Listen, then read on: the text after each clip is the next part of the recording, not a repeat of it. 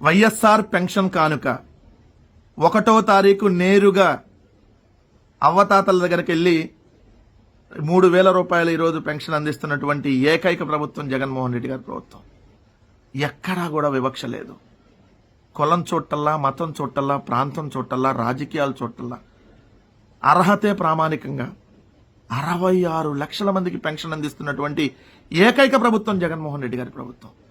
అంతకుముందు ఆంధ్రప్రదేశ్ రాష్ట్రంలో చంద్రబాబు నాయుడు గారి ప్రభుత్వంలో కేవలం 39 లక్షల మందికి మాత్రమే, అది కూడా 1,000 రూపాయలు. ఆ 1,000 రూపాయలు అందుకోవాలి అనంటే అవ్వ తాతలు గంటల తరబడి క్యూ లైన్లో నిలబడ్డా ఆ తమ్మురా పడలేదు రేపు రండి, లేదంటే జన్మభూమి కమిటీల దగ్గరికి వెళ్ళండి అని చెప్పి, లేదా జన్మభూమి కమిటీలు లంచాలు ఇస్తే మీకు పెన్షన్ ఇస్తామనేటటువంటి పరిస్థితి నుంచి ఈరోజు 1వ తారీఖు కోడి కూసేటటువంటి సమయానికి ఇంటికి వెళ్ళి అవ్వ తాతల్ని నిద్రలేపి, తాతా ఇదిగో జగనన్న ఇస్తున్నటువంటి పెన్షన్ అని చెప్పి 3,000 రూపాయలు వాళ్ళ చేతిలో పెట్టి వాళ్ళకు గుడ్ మార్నింగ్ చెప్పి వస్తున్నటువంటి ఏకైక ప్రభుత్వం జగన్మోహన్ రెడ్డి గారి ప్రభుత్వం.